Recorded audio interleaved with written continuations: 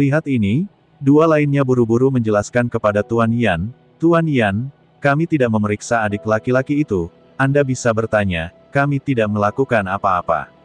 Kepala, seperti anak kecil yang dimarahi. Tampilan sombong tadi sudah tidak ada lagi. Melihat pemandangan ini, Chen Ping tidak tahu harus tertawa atau menangis. Inilah dunia surga dan manusia, inilah hukum rimba, hukum rimba. Di hadapan kekuatan absolut, orang yang sombong juga akan menjadi penurut. Keluar dari sini segera, jika aku mengetahui bahwa kamu berani merampok di sekitar Kabupaten Jialing, aku akan membuat kalian semua mati. Kata Tuan Yan dengan dingin. Oke.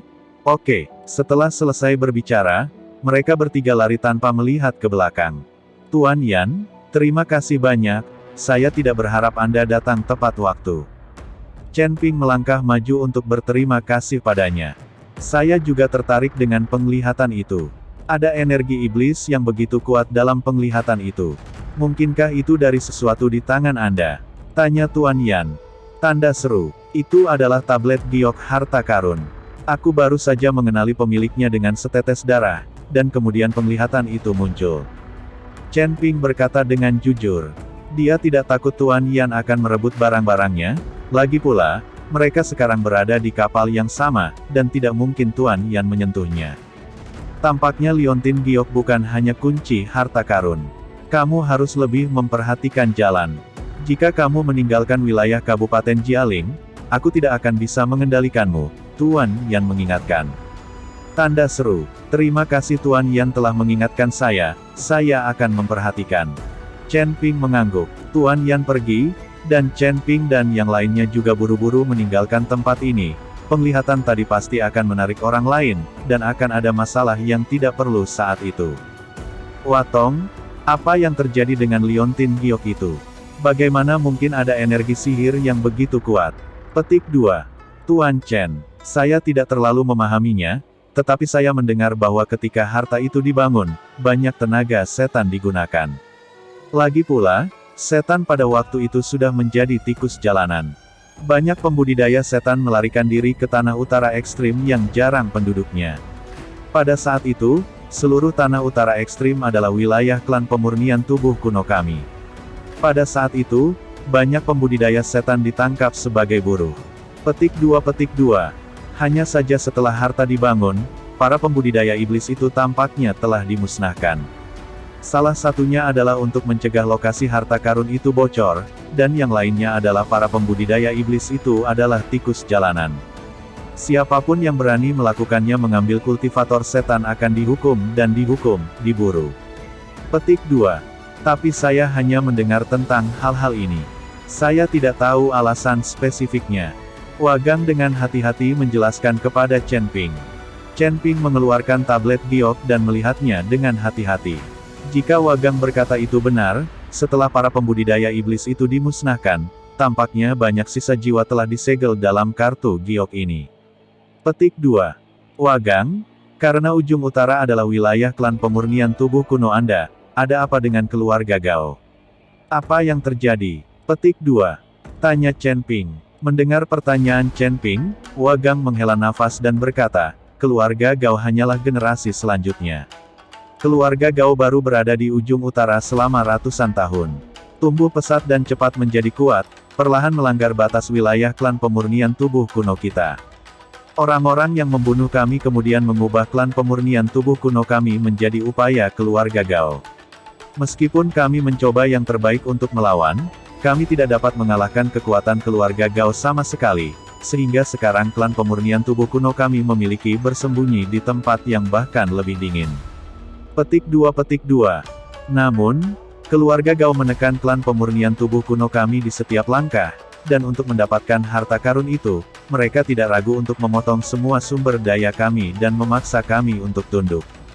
Petik 2. Kalau tidak, saya tidak akan melakukan perjalanan ribuan mil ke Kabupaten Jialing untuk bertarung dan mendapatkan persediaan. Suara Wagang rendah, dan dia terlihat sangat khawatir. Mungkin dia mengkhawatirkan masa depan klan pelatihan tubuh kunonya. Melihat ini, Chen Ping tidak bertanya apa-apa, tetapi mengikuti tangki ubin di jalan.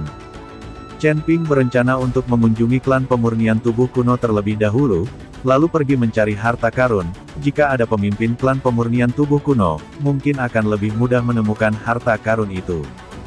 Chen Ping dan yang lainnya tidak berani mengambil transportasi, lagi pula, kapal udara itu milik sekte terbang.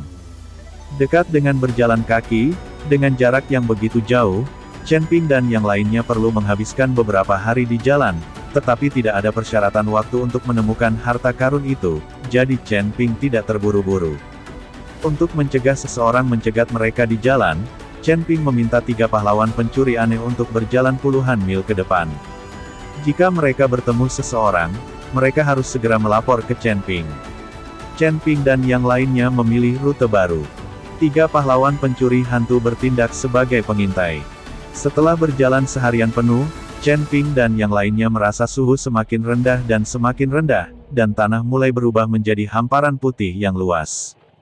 Tapi hawa dingin yang parah ini bukan apa-apa bagi para biksu seperti Chen Ping dan yang lainnya. Tuan Chen, sudah larut. Ayo istirahat untuk 1 malam. Terlalu berbahaya untuk pergi di malam hari. Di tempat ini, sering ada monster berbulu di malam hari, kata Wagang kepada Chen Ping. Tanda seru. Chen Ping mengangguk, lalu menemukan pohon besar dan mulai beristirahat. Api unggun dipasang di peralatan makan, dan pakaian semua orang dipanggang, agar lebih hangat di sekitar api. Chen Ping duduk bersila dan mulai berlatih, dia harus mempercepat latihannya, jika tidak, jalannya akan menjadi semakin sulit. Tuan Chen, Anda dapat menggunakan energi sihir di kartu giok untuk berkultivasi. Kungfu Anda dapat memurnikan energi sihir, belum lagi Anda juga memiliki energi ras iblis, jadi menggunakan energi sihir untuk berkultivasi bukanlah melawanmu. Pada saat ini, dalam benaknya, suara Zeyan perlahan terdengar. Itu ide yang bagus, kenapa aku tidak memikirkannya? Setelah Chen Ping selesai berbicara, dia mengeluarkan tablet giok, dan mulai menyerap energi sihir di tablet giok. Lebih besar dari saat ini, Chen Ping hanya peduli pada kultivasi, dan dia tidak peduli dengan sisa jiwa dari para pembudidaya iblis di kartu giok. Mengenai apakah para pembudidaya iblis ini harus mati, Chen Ping tidak punya waktu untuk mempedulikannya. Saat Chen Ping dan yang lainnya sedang beristirahat, ada selokan salju hanya beberapa ratus mil jauhnya dari mereka. Gao Qisheng dan semua orang di keluarga Gao sedang beristirahat. Kakak kedua, kali ini kakak memintamu keluar bersamaku untuk menghentikan Nawagang dan menangkapnya. Bagus untukmu. Biarkan aku pergi ke Kabupaten Jialing sendirian demi 3 gadis kecil. Dia dipukuli. Sekarang tong itu hilang, dan jika kita tidak dapat menemukannya, bagaimana kita bisa menemukan harta karun klan pemurnian tubuh kuno? Petik 2. Jika kita kembali seperti ini, kakak tertua pasti akan menyalahkan kita. Kata Gao Qiji kepada Gao Qisheng sangat tidak puas. Diam. Sampah, jangan bilang kamu sampah, tapi kamu menyalahkanku. Kamu dipukuli oleh binaragawan kelas 2, dan kamu masih punya muka untuk mengatakannya di sini. Jelaskan kepada kakak laki-laki saya tidak perlu Anda membuka mulut, jika itu benar-benar tidak mungkin, saya akan pergi ke klan pemurnian tubuh kuno dan menangkap patriark mereka. Jika mereka tidak berani bekerja sama dengan kami, saya akan menghancurkan kuno klan penyulingan tubuh. Gao Qisheng berkata dengan wajah muram. Tanda seru. Melihat penampilan Gao Qisheng, Gao Qiji terlalu takut untuk berbicara lagi. Saat ini, seorang pelayan dari keluarga Gao yang diselimuti angin dan salju masuk ke dalam gua. Ada apa? Gao Qisheng bertanya dengan tergesa-gesa. Tuan muda kedua, ketiga gadis itu ada di gua tidak jauh. Agar tidak mengejutkan ular itu, saya tidak mengikuti. Xiaren Hui melaporkan. Hahaha, bagus sekali. Kali ini aku pasti tidak akan membiarkan mereka kabur. Sial.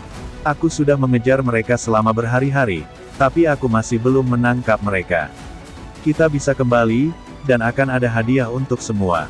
Setelah Gao Qisheng selesai berbicara, dia memimpin semua orang dari keluarga Gao menuju tempat persembunyian Su Yuqi dan yang lainnya. Di dalam gua, Su Yuqi, Huo Feng dan Yu Jiameng saling berpelukan.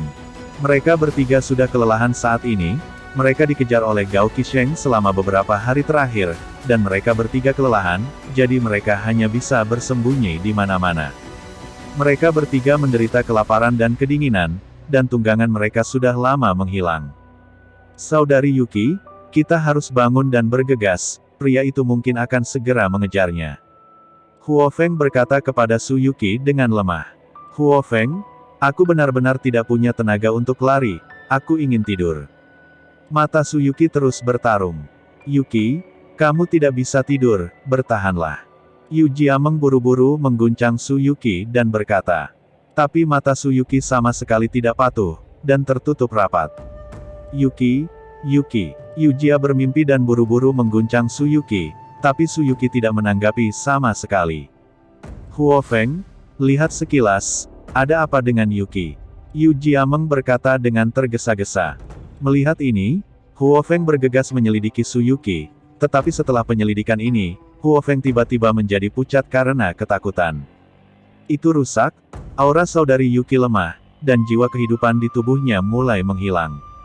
Kata Huo Feng kaget, bagaimana bisa seperti ini? Bagaimana bisa seperti ini? Petik 2. Yu Jiameng tidak mengerti mengapa Su Yuki tidak terluka dan tiba-tiba menjadi seperti ini. Saudari Yuki adalah tubuh roh api. Dia telah berlarian di tempat yang sangat dingin ini untuk waktu yang lama, dan dia tidak punya waktu untuk memulihkan kekuatan fisiknya. Sekarang udara dingin masuk ke tubuhnya, kebetulan selaras dengan tubuh roh apinya, jadi dia menjadi seperti ini. Huo Feng menjelaskan, lalu apa yang harus kita lakukan?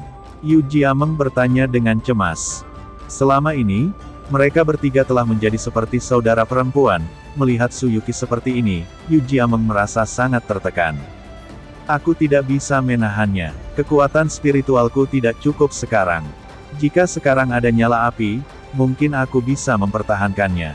Jiwa hidup saudari Yuki menyebar. Petik 2. Huo Feng mengerutkan kening dan berkata, tapi di tempat yang sangat dingin ini, di mana membuat api? Apalagi jika mereka menyalakan api, Gao Qisheng akan segera menyusul, dan kemudian mereka tidak akan bisa melarikan diri sama sekali. Hanya di antara Huo Feng dan ketika Yu Jiameng bingung, tiba-tiba terdengar suara dari luar gua. Mereka berdua tahu pasti bahwa Gao Qisheng telah membawa seseorang mengejarnya.